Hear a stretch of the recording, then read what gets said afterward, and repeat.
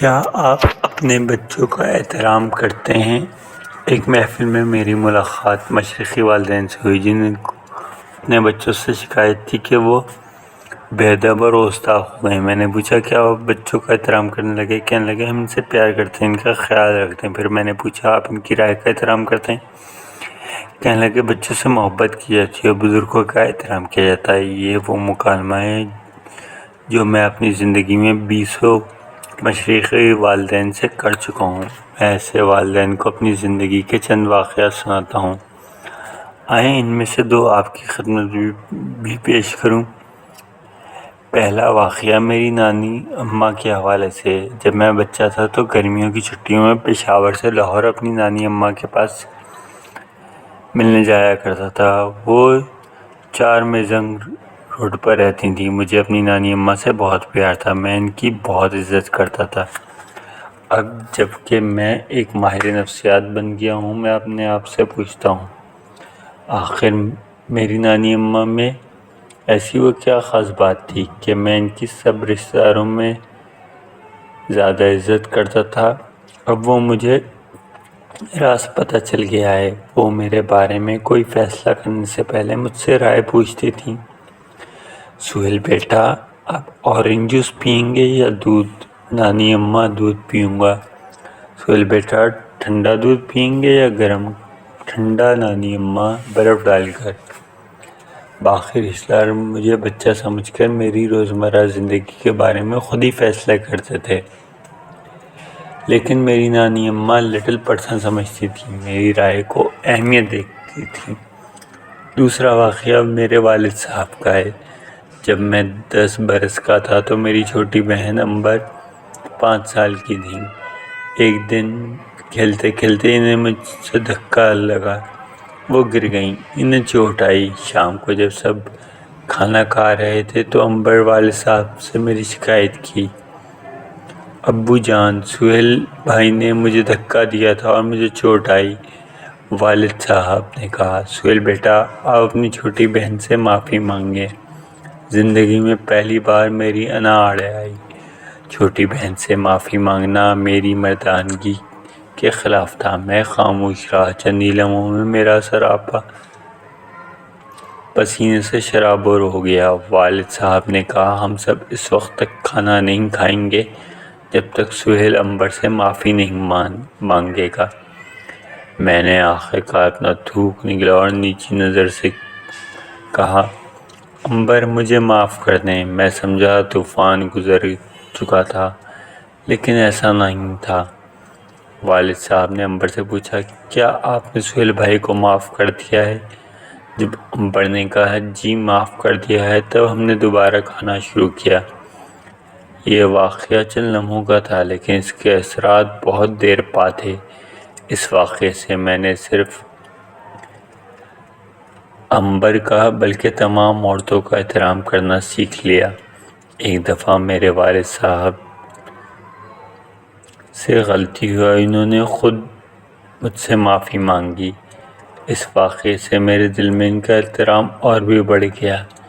جب آپ اپنے بچوں کا احترام کرتے ہیں تو پھر وہ نہ صرف آپ کا بلکہ محبت کرنے والی اتھارٹی کا احترام کرنا سیکھتے ہیں۔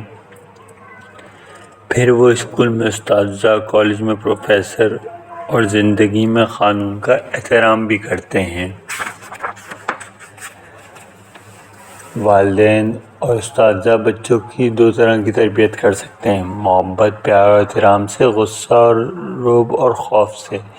جو بچے والدین سے خوفزدہ رہتے ہیں وہ بڑے ہو کر نفسیاتی مسائل کا شکار ہو جاتے ہیں اور ڈاکٹر یا ماہر نفسیات سے بھی ملتے ڈرتے ہیں، کیونکہ وہ اپنے والدین کی طرح ان سے بھی خوفزدہ رہتے ہیں۔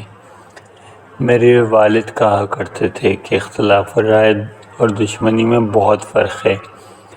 اختلاف رائے دوستی اور مکالمے کے لیے ایک مثبت اور دشمنی منفی رویہ ہے۔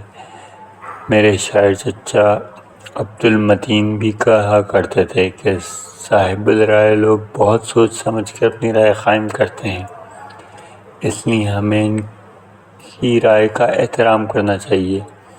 میں اپنی زندگی کے تجربے، مشاہدے، مطالعے اور تربیت سے یہ سیکھا ہے کہ اگر ہم چاہتے ہیں دوسرے لوگ ہماری رائے کا احترام کریں تو ہمیں دوسرے لوگوں کی رائے کا بھی احترام کرنا سیکھنا ہوگا۔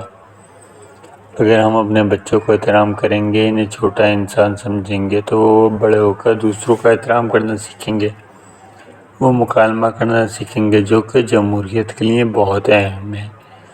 ارسطو کہا کرتے تھے کہ انسانوں کے درمیان دو طرح کے رشتے ہوتے ہیں: آقا اور غلام کا رشتہ جو آمریت میں پایا جاتا ہے، دوسرا رشتہ دوستی کا جو آزاد منش لوگوں اور جمہوریت میں پایا جاتا ہے۔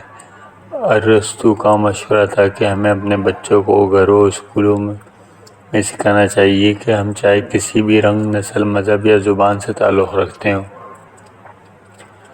ہم سب انسان ہونے کے ناطے برابر ہیں، ایک دوسرے کے دوست بن سکتے ہیں۔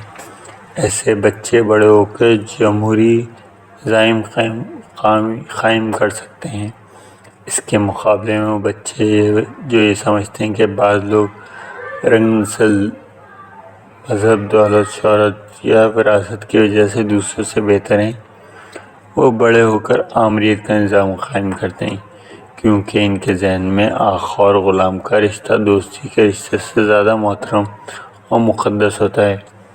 ہم سب جانتے ہیں کہ جمہوری معاشرے میں سب شہریوں کو، خاص طور پر عورتوں اور اقلیتوں کو، برابر کے حقوق حاصل ہوتے ہیں۔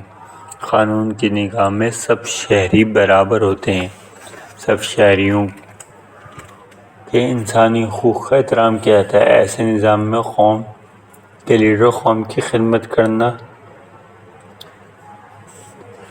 نہ کہ ان پہ حکمرانی کرنا چاہتے ہیں۔ نظام ایسے لوگوں کو قائم کر سکتے ہیں جو بچپن سے والدین کا احترام سیکھتے ہیں، کیونکہ والدین ان کی رائے کا احترام کرتے ہیں، ان پر اپنی علمیت اور شخصیت کا رعب جمانے کے بجائے زندگی کے مسائل پر ان سے مکالمہ کرتے ہیں۔ ایسے بچے گھروں اور اسکولوں میں انسان دوستی کا فلسفہ حیات سیکھتے ہیں۔ میری نگاہ میں دوستی اور مکالمے کا فن سیکھنا جمہوری نظام قائم کرنے کے لیے بہت ضروری ہے۔ میں نے ایک یونانی خاتون سے پوچھا، جمہوریت جو یونان میں پیدا ہوئی، ایک جملے میں کیا تعریف ہو سکتی؟ کہنے لگیں، جہاں ڈائیلاگ ہے وہاں جمہوریت پائی جاتی ہے۔ جب ڈائیلاگ مونولوگ بن جاتا ہے تو سرمن کا روپ ڈھال لیتا ہے۔ ڈائیلاگ اور مونولوگ کا فرق جمہوریت اور آمریت کا ایک کلیدی فرق ہے۔ وہ آمریت مذہبی بھی ہو سکتی ہے، سیاسی بھی، عسکری بھی، سماجی بھی۔